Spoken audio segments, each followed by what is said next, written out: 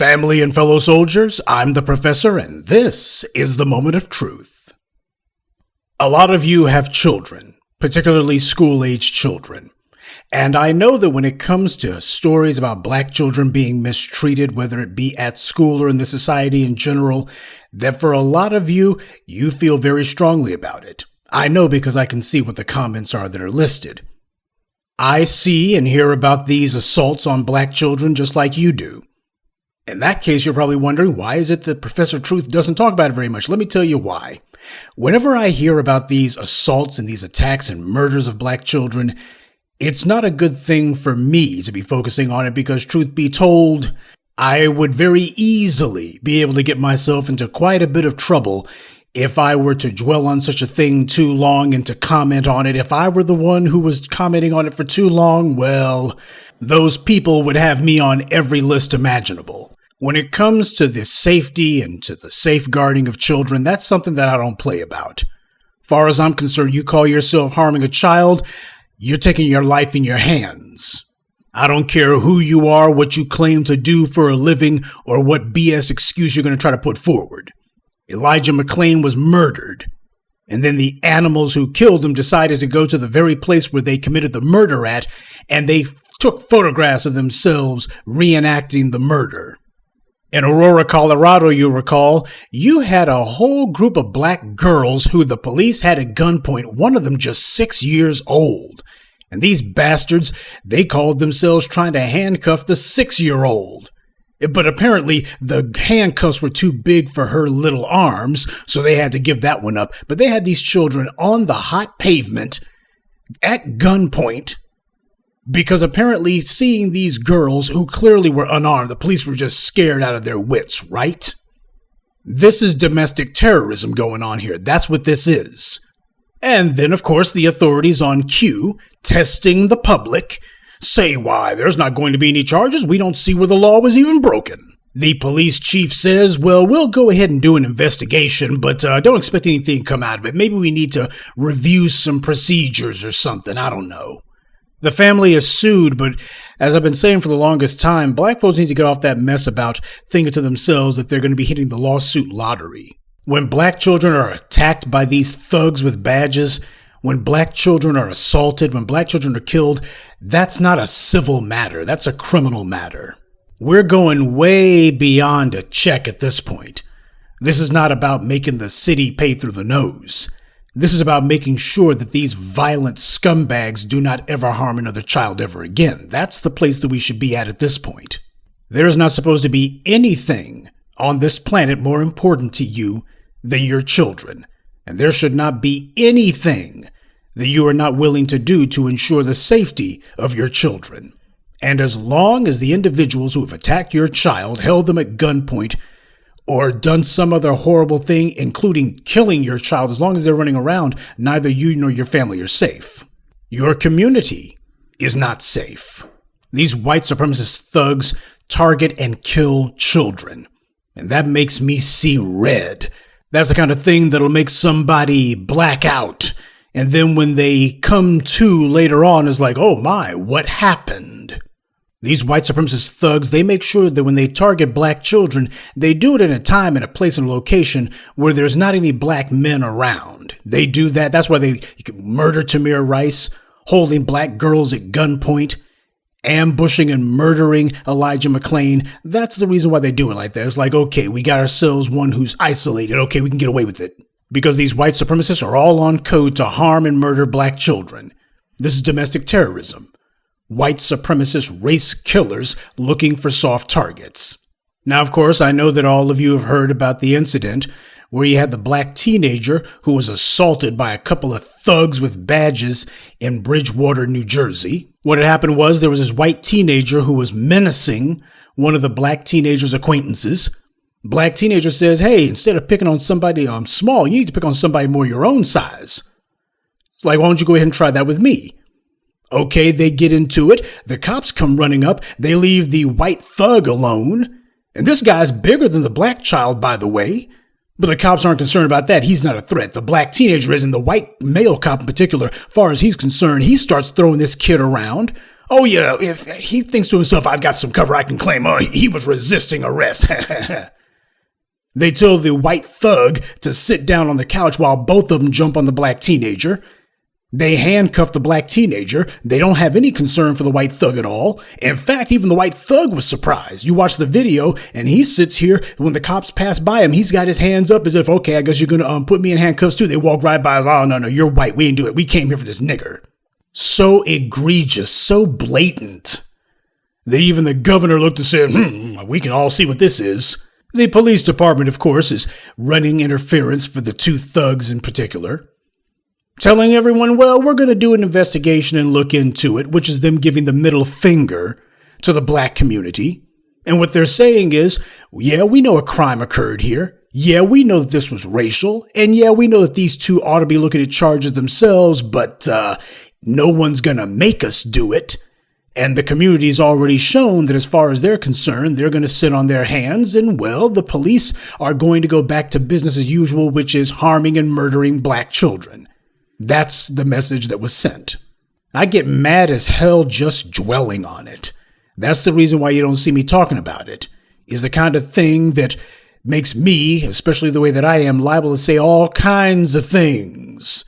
But if the police want to find out why it is that you can have a police officer's parade in New York City a few weeks back, and you got people who are actually mocking the police and saying, well, hell, if you guys got all, Susan Sarandon posts on Twitter, if they got this many cops who have free time for a parade, then why are they even on the payroll?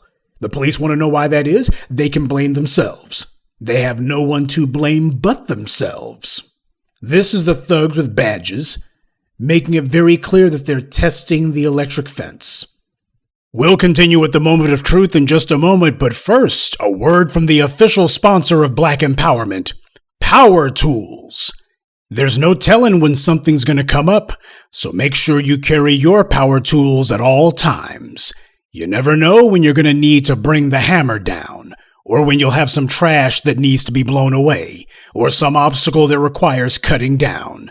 Don't get caught empty-handed. Keep your hammer close by. Keep that leaf blower at the ready. And always carry your steel. Power tools. Because no matter what your day job or side hustle may be, there's no excuse for not being ready to put in some work. The nation showed that it had the capacity to actually punish the police, but what they're trying to find out now is, yeah, but do you still have the will for it? You already know that the police are not going to do anything to punish these thugs with badges. You know that the DA is going to say, no laws were broken.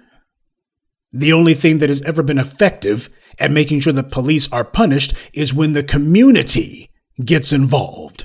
When you have people make it clear, we're going to be coming to somebody's house, we're going to be pulling up in front of your house. The protest ain't taking place at City Hall, it's taking place in your front yard. That works. All of a sudden, the police are like, well, we can bring some charges. And the DA, assuming that he doesn't get run out of town himself, like we saw in Minneapolis, all of a sudden, he can figure out how to put charges all of a sudden. Yeah, it's amazing how they move when the community says, okay, if you're going to allow violent thugs to be harming and killing children, then the community is going to protect itself. All of a sudden, you don't have to do that. All of these anti-black racists are on code. They understand exactly the nature of what they're doing. The goal was never to actually have any sort of paradigm shift. It was to try to figure out, how do we throw a couple of the scumbags overboard as dead weight because we can't save them anyway. But in the meanwhile, we're going to be simultaneously trying to reassert this old status quo and making sure that they target black children to send a message. The message is, yeah, if you go ahead and put some of these race soldiers in prison, we're going to be coming after your children even more aggressively. That's the message being sent here. They have made it as clear as possible. You're not going to be able to depend on the police to police themselves. There's no situation in all of human history where you allow any organization or any group to just simply police themselves. That's how you get anarchy. That's how you get lawlessness, which is exactly what you see here.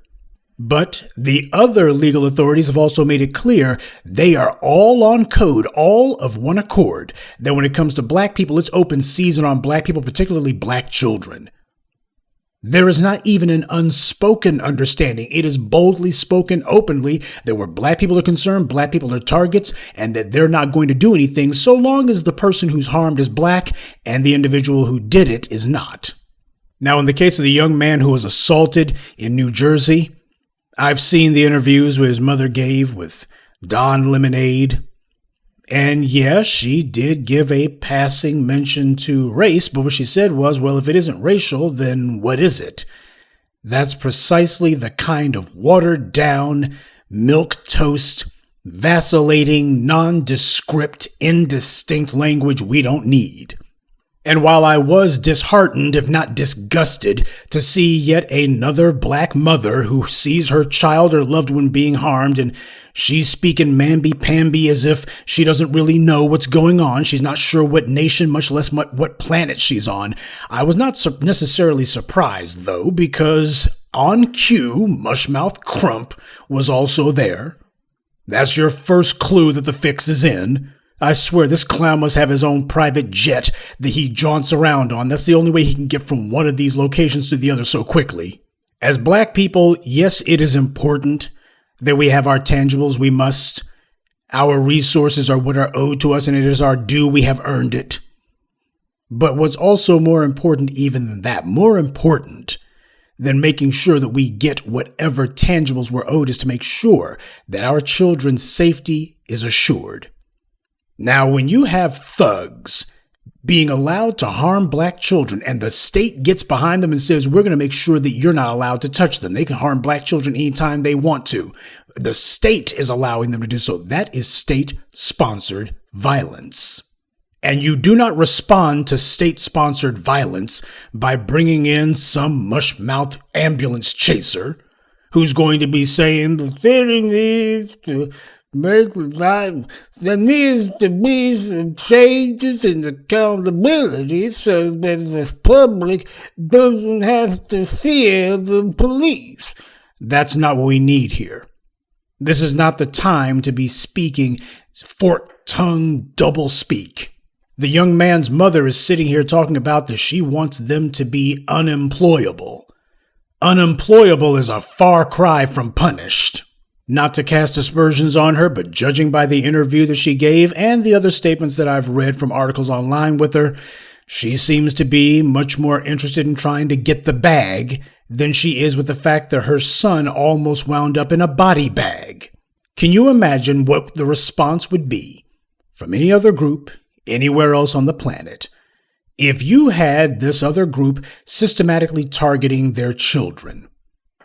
What would the response of that group be to the systematic, deliberate, intentional harming of their own children?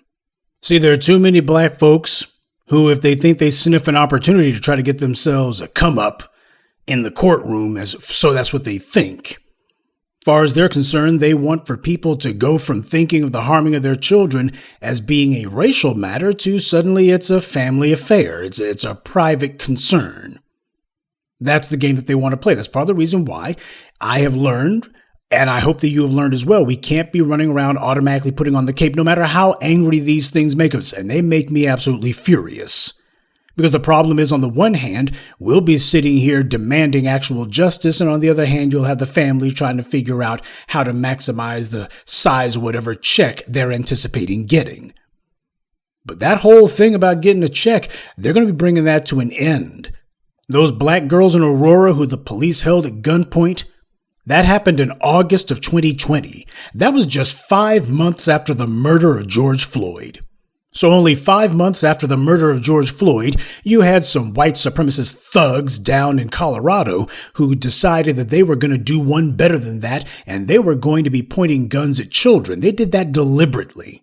They didn't do that because they didn't know any better. They did that as a message to the black community. Yeah, we're arresting black children, throwing them on the pavement. We know they're completely innocent. We got them at gunpoint. Yeah, this is what we'd kill them just to let you know we can kill your children anytime we want. That was the message that they were sending. That they can ambush black children anytime. And they know the state isn't going to do anything about it because their fellow white supremacists are the ones who are the politicians responsible for state policy. They're the ones who sent them out there in the first place. Our problem is that we've given the same predictable responses to this white supremacist violence, with the exception of 2020. They didn't anticipate that. They could not control or contain it. Their greatest fear was that the people had finally figured out you're not going to be able to get white supremacists to police or punish other white supremacist thugs. You're not going to have the anti-black racist reining in the other anti-black racists. That's not how it works. The only thing that stops white supremacist violence is community involvement. That's the only thing that ever works, and you don't need to hold up your hand or ask anyone's permission to protect your child or to make sure that other black children are protected. That's not the way this works. The reason that Derek Chauvin and the Michael Slagers and the Amber Geigers and the rest of the trash that you've seen get held to account, the reason the scumbags even got convicted is because the public made it very clear that the law was going to be enforced, period. And if those who claim that they're supposed to be doing law enforcement refuse to enforce the law, then the community can make sure that the laws get enforced. Hey, we can do it the easy way or we can do it the hard way. The thugs with badges chose the hard way, and in 2020, they messed around and found out just how hard it could be. But as far as they're concerned, they think, okay, these people in the community, they've extracted their pound of flesh. 2020, that was just an isolated anomaly. Now we can go ahead and get back to business as usual, targeting black children morning, noon, and night. These are crimes that these scumbags are committing. The lowest of crimes, crimes against children. And if the community is not consistent and aggressive about making sure that the laws are enforced whenever these crimes against children occur, then not only are they going to continue, they're going to escalate. Well, we know, or at least we ought to know by now, that it is the responsibility of a moral community to ensure that their children are safe, and that if the state is targeting their children, that they stop these attacks from happening. We're all supposed to be on the same page about that. Standing up for the safety and security of black children against state-sponsored violence, that is something that we are all supposed to make sure that we support, that we are all in favor of. Because of people who fail to protect their children and to do so aggressively, well, that's a people who will have no future. Good day, and be one. I'd like to take a moment to mention some of our contributors. Ronald, Josh Heath, Boitshoko Meringue, Jerome Webb, and Quanders Falk. Salute to them and thank you to everyone for listening, liking, and sharing this message. Black empowerment only exists because of you.